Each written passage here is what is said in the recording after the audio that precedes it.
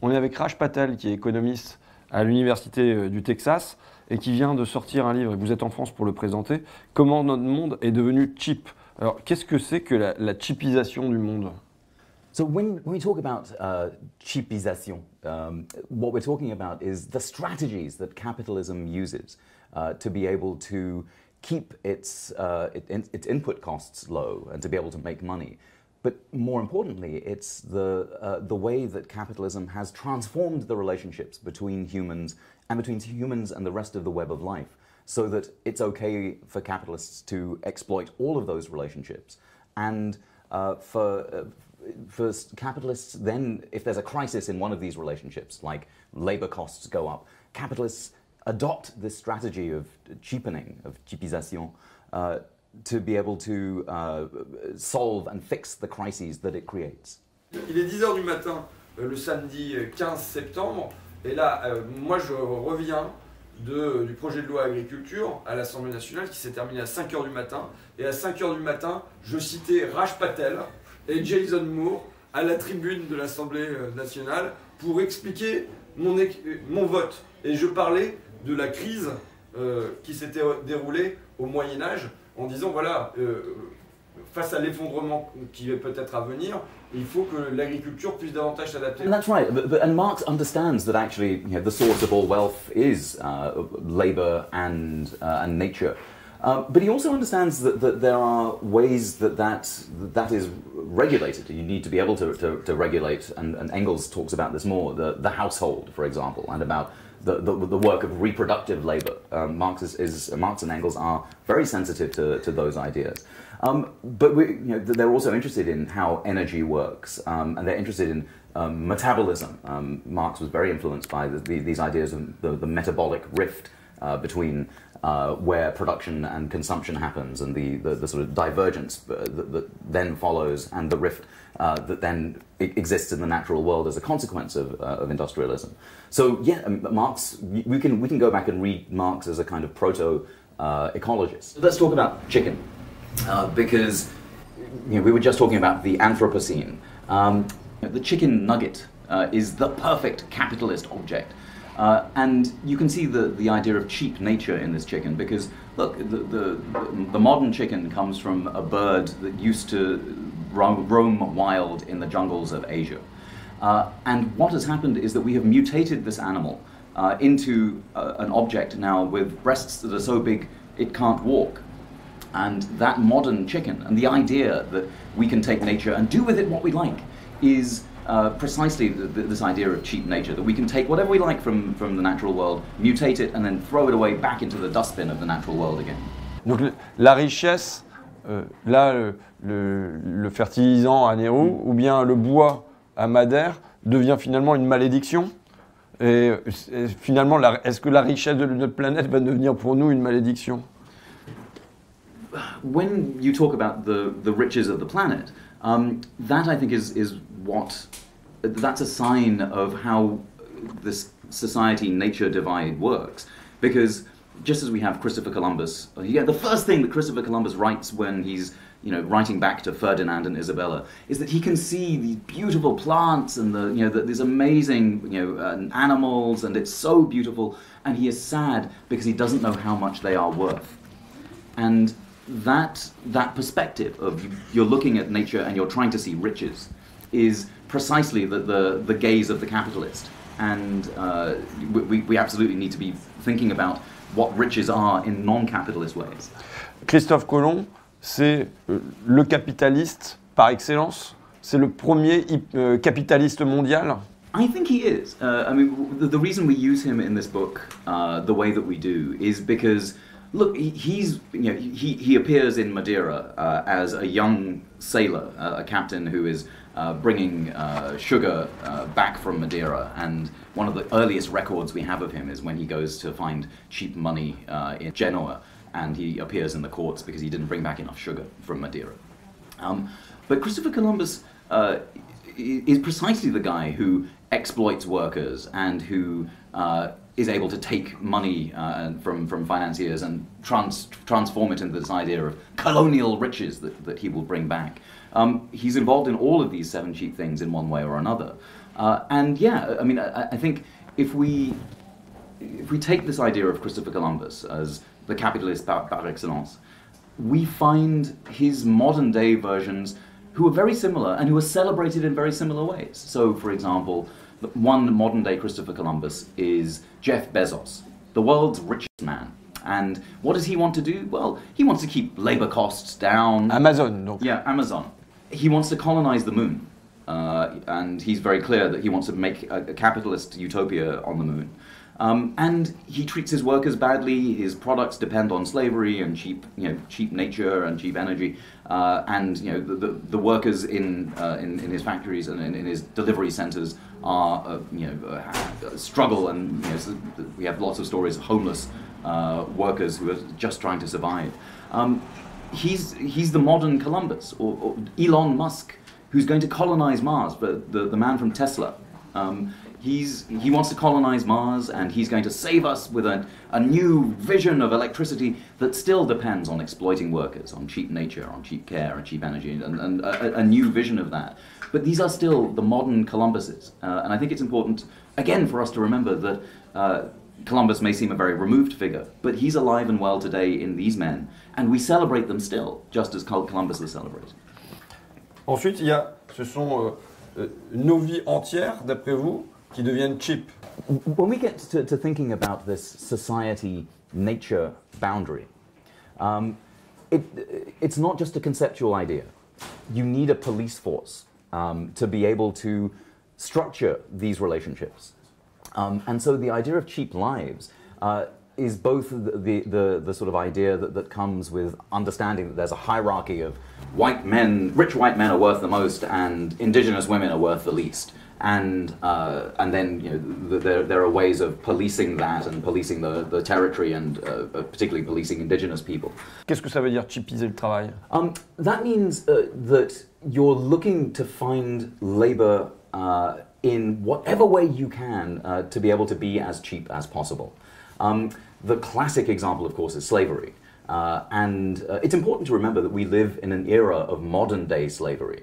And again, some of the colonial techniques of slavery are still around today. People think, oh no, we're part of a liberal history of progress and we've left all that behind. No, we find today examples of slavery and of work for free that are very medieval. So let me give you an example again from this chicken story. In the United States, there is a big opioid epidemic. So people who are addicts will commit small crimes, and sometimes they're sent to jail. But recently in Oklahoma, some chicken executives said, we can fix this and we can profit from it. And they set up something called Christian Alcoholics and Addicts in Recovery. And this center takes people who would otherwise have gone to jail, and during the day they pray, and then at night, when it's very hard to find workers on the chicken production line, these addicts are sent to work on the chicken production line for free, as part of their treatment and as part of their redemption. And that's a very medieval idea, where this is what the Spanish did when they colonized the New World, and they found what they thought were Indians, and they said, you will pray to Jesus and you will work, and at the end of your lives maybe you will have redemption. It's the same thing with addicts in the opioid epidemic in America, helping to, being forced to create this cheap chicken nugget. So there are always downward pressures on the cost of labor and of turning human beings into people who have nothing to sell except their labor. And that transformation, again, whether it's by enclosing the land that peasants were on, so you create a proletariat, or in the Netherlands, you create a proletariat by digging out the fields and selling the peat for fuel, and so there's no land left for people to work on. So an ecological catastrophe can also create a proletariat. And again, these are people who have nothing left to sell but their labor, and it's bought very, very cheap, and that's the cheapisation of labor. It's bigger than just turning everything into a commodity that you can buy and sell in the market. One way that we talk about it is that Wall Street is a way of organizing nature. And what we mean by that is that it's not just about turning objects into commodities that can be bought and sold, but it's also about regulating how it is that we think about ecology in the natural world, and how we think about relationships like reproductive labor, and how we think about care work, things that are not paid, that cannot be paid for, that cannot become commodities, but are nonetheless required in order for certain other things to be turned into marketable commodities. And it's very hard for us to think about the word society and nature as sort of intellectual constructs, because we're used to understanding that nature is out there somewhere. We go for a walk in nature, but we don't. We always forget that right now we are in nature. Everything around us is nature, and it's been modified through capital. But many civilizations have a way of drawing a boundary between us and them. Maybe we are the chosen people and they are the heathens, or we are from the Middle Kingdom and they are the barbarians. But it's a very unusual civilization that says we are society and that is nature, that we are we are part of society and those are savages, those are naturales. But that's the way that then you have a new license to exploit other human beings. So, for example, when the Spanish first arrive in the New World, the humans that they meet there are not recognized as part of society. They are naturales. They are part of nature. And it's important that they're part of nature because that allows a certain kind of exploitation that we carry conceptually with us today, where nature is external and society is just indoors. Et donc, et comment ça s'est fait la distinction entre nature et société? Comment c'est né? It's born both through the practice of exploitation and also through the philosophical work of people like Descartes, for example. I mean, Descartes is a philosopher for hire. It's important to understand that the context of his times and his patronage push him towards producing the kinds of ideas that allow the idea of thought and extension, the ideas of the world of the brain and the world of mind and the world of things that we can exercise our will on if we are part of society. So it's a dual process, and it's a dialectical process between the sort of imperial and the colonial moment that starts with Portugal, and the sort of material effects of the richness and luxury that colonial moment allows intellectuals then to be able to operate in. So an example of that again, let's think about England, where under feudalism there used to be areas called the commons, and this would be land where peasants would be able to glean food, and women would be able to dairy, and they would be able to take their cattle and let their cattle graze on this land. But when you enclose that land, what happens? Then women are not able to sell their milk, they're not able to have dairy herds. And you see this divergence between wage rates between men and women, as women are increasingly not allowed to be healers, they're not allowed to be teachers, they're not allowed to be a part of public society. And increasingly women are forced into the household, into this new invention of the household. And that's something we call sort of the Great Domestication, where there are forces that keep not just bourgeois women, but peasant women increasingly in the work of reproductive labor. And you can't have capitalism without this reproductive labor. In one study in 1995, the United Nations suggested that if the world total product was $33 trillion, women's unpaid work was $11 trillion, so about a third of that. But you need this unpaid work of creating a new workforce and educating and bringing communities together and care and looking after the broken bodies of the old or workers who have been hurt in the process of their work. You need that care to be cheap and in many cases to be free in order for capitalism to thrive. Encore aujourd'hui, du coup, soit c'est gratuit, c'est un travail essentiellement féminin qui est gratuit à l'intérieur des maisons, soit quand il est effectué, c'est un travail qui est sous-payé. Donc nous on est sur le combat des auxiliaires de vie sociale qui s'occupent des personnes âgées ou qui s'occupent des enfants, et donc c'est ça qui permet d'avoir un travail pas cher, c'est que tout ça soit gratuit ou pas inclus dans le coût du travail, quoi.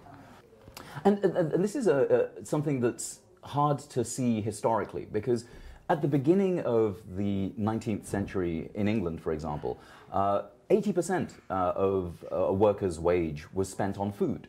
Now it's what, 20%, and that process has been achieved through a range of strategies. I mean, Britain does it through the 19th century through colonialism, by getting grain from India to supplement the grain markets of the UK. And you find this cheap food as absolutely a strategy to keep wages low, because the price of food goes up, you have rebellion. And you see that even recently, like in the Arab Spring. What's the last thing that President Ben Ali does of Tunisia before he's kicked out of the country? He reduces the price of bread by 30% because he's worried that if only he can make food cheap, the masses, the proletariat will stop rebelling. And cheap, you see the struggles around food at the beginning of the most important rebellions in history. The French Revolution starts starts around bread. You see the Arab Spring starting around a fruit vendor. You see the struggle over food and its accessibility is a sort of flair for the inability to be able to get cheap food has resulted in everything from the ability for women to vote in the United States to, again, the French Revolution. Et aujourd'hui, c'est quoi alors dans les pays du Nord, la cheap food, enfin, qu'est-ce qui permet aujourd'hui une alimentation pas chère? Well, I mean, it's hard because we live in a world where there's a great deal of bad food. I mean, I think in English we should use the word malbouffe. I mean, the idea that there is food that is ultra processed, that it's obesogenic, it makes people overweight, it's ultra processed. And there's a lot of evidence to suggest that this food that is rich in salt and fat and sugar is driving rates of obesity in the global north. So we're seeing that, yes, it's possible for many people to have cheap food, but it also comes as this cheap food is so processed that it has as a consequence the obesity. And you see that in France, you see that in the United States. But it's not as if everyone gets to eat. This idea of cheap food is always cheap enough. It doesn't have to be free, it doesn't even have to be a right. In the United States, I live in Austin, where you once lived, and food insecurity in Austin is 25%. 25% of households in Austin don't have, at some point they struggle to put food on the plate. And then we see the same strategies in Austin that we see in sub-Saharan Africa, where parents will skip meals. And then kids will skip meals because they're worried about their parent. Une étude a été rendue cette semaine par le Secours populaire et qui dit qu'en France, c'est grosso modo une personne sur 5 qui a des difficultés à se nourrir 3 fois par jour. Voilà, donc, And that's about the percentage globally who can't eat 5 fresh fruits and vegetables a day. And that's not just in France, that's everywhere. This is a good example of where, when labor costs go up, when workers strike, for example, the capitalists will seek to replace those workers with machinery, and machinery requires energy. And so one of the arguments that we make is that in order to have this sort of global capitalism, you need a global farm for the food, you need a global family to be able to maintain these relationships of care, and you need a sort of global mine, particularly for energy. You need either coal or, the original example we give is an example of Madeira. Madeira means wood in Portuguese, and it's one of the first examples of capitalism run amok. And it's sort of a prototype for the Industrial Revolution. People often say capitalism began with the Industrial Revolution. No, you see everything that makes capitalism what it is in the Portuguese sugar industry in Madeira in the 1400s and early 1500s. Because what happens? The Portuguese find this island, Madeira. It's filled with trees, and they realize after a while that what they can do is transform this island into a sugar plantation to make capitalism's big industrial crop. And in order to do that, they alter the hydrology of the island, they engage in engineering, they have specialization and division of labor, they have slaves, they have high finance, and they have energy, they have the trees, and they use the trees in the sugar manufacturing. And it takes between 50 and 75 years to burn the island to the ground. And so there are no trees left. But for 75 glorious years, there's a great deal of profit. and then there's what's left is a smoking remain of an island. And that's not just a metaphor for how capitalism treats our planet, but it's an example of how energy makes possible this, this kind of capitalism. So yes, I mean, energy is necessary for capitalism to work, both so that industrialism can happen, but also so that workers can survive, and cheap energy is also another reason why wages stay low. Il y a un bouquin qui était paru sur l'île de Nauru. Because of the fertilizer in the middle of the island. Exactement. Yes. J'ai l'impression, c'est comme si vous utilisiez Madère, l'île de Madère, comme une métaphore du destin du monde aujourd'hui. Comme si, en petit, il fallait regarder ce qui risque de nous arriver, ce qui est arrivé là en moins d'un siècle. À Madère, une dévastation comme un nuage de criquets qui s'abattrait sur l'île, là qui en l'occurrence l'arrivée du capitalisme. Et l'inquiétude qu'on peut avoir, c'est que le monde entier ne soit qu'une petite île de Madère. That's exactly the metaphor that we're making.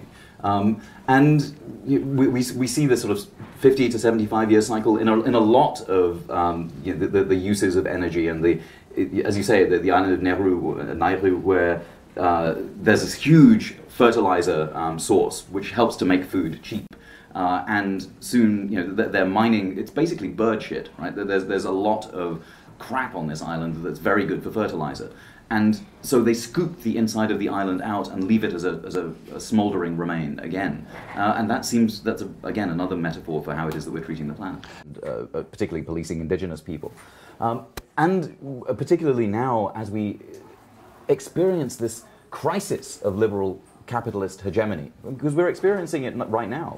That people around the world want change, and our political parties are not giving it. And one of the solutions is to reimpose a very strict hierarchy of which lives matter, and that means that black lives don't matter as much. That means that sans-papiers don't matter as much. It means that if you are black in France and you get to be identified not as French if you are a criminal in some way or another. And those ideas are resurgent in an important way. And so what we mean by cheap lives is precisely the idea that you need a security state, you need enforcement, and capitalism always comes with its police force. Dernier élément, donc pour faire tourner cette économie, d'après Marx, il y a trois choses. Il y a le travail, la nature, et la dernière chose, c'est l'argent. Et vous dites, même l'argent est devenu cheap. So there are two stories here. One is that capitalists always want money to have a low interest loan. And there are ways that capitalists do that by either creating new money or having the exploitation of indigenous people to produce the silver that's circulated through Europe, or still extracting gold from around the world, or again, we can understand Bitcoin as part of this search for cheap money and the bubble around it. Le capital, il faut qu'il soit en expansion permanente. Voilà. Donc l'une des expansions, c'est de trouver de nouveaux territoires à envahir. Ça va être le colonialisme aujourd'hui, c'est de penser qu'on va faire la même chose sur la Lune ou sur Mars, de nouveaux espaces, et éventuellement de le refaire par la guerre, quoi. And you don't even have to go to the moon. We see it in Africa at the moment, right? Where China is now very aggressively trying to win government favor in Africa.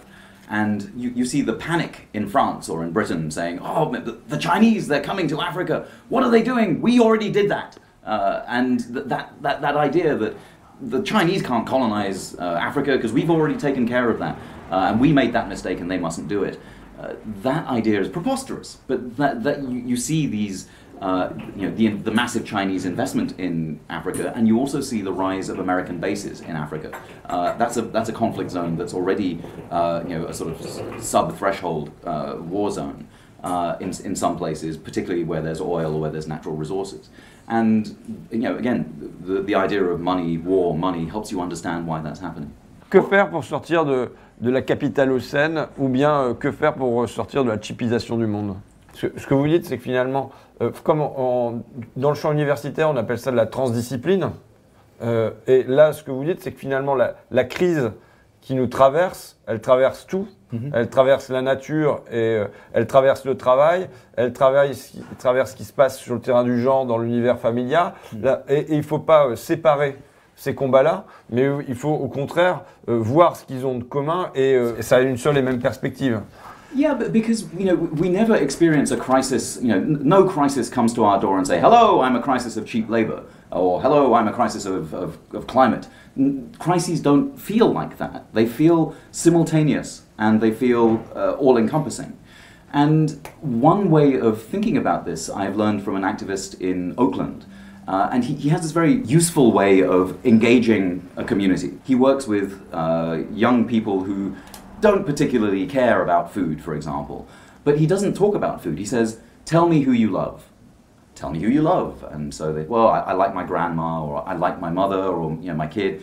"How are they doing?" "Well, my grandma has diabetes, so we have to go to the dialysis place twice a week, 3 times, and they don't like us very much, and it's expensive, and the buses don't work, and her pension is not, doesn't last long enough, and then she has to buy this crappy food that gives her more diabetes, and it's really hard, and then she's being gentrified. She can't live now because it's too expensive, because Uber has come in, and now we have to get out of town." And so when you ask the question about love, you then can talk about pensions and food and transport and gentrification and a range of other issues. And that's what Che Guevara means when he says that a revolutionary is motivated by feelings of love. Because it's not you're fighting for the working class, you're fighting for the entirety of these loving relationships and the world that sustains them. And that idea of revolutionary love is very, very important if we're thinking about the change, because the movements that I see are not single-issue organizations. They are these revolutionary movements that have love at their heart. En fait, je trouve que le mot là, on est sur. Pour moi, le mot chip, il incarne une typisation du langage, et il faudrait travailler aussi sur la typisation du langage parce que ça donne une typisation des idées. Et cette dégradation, et en fait, ce que vous dites là, c'est que c'est une dégradation de toute l'existence. Des relations, du soin, de l'attention à l'autre, de la nature évidemment, mais c'est toute l'existence qui est dégradée. Et moi je trouve que le mot c'est dégradé. Enfin, on sort. Combien de fois dans nos vies on se sent sali par la manière dont on nous fait exister, quoi.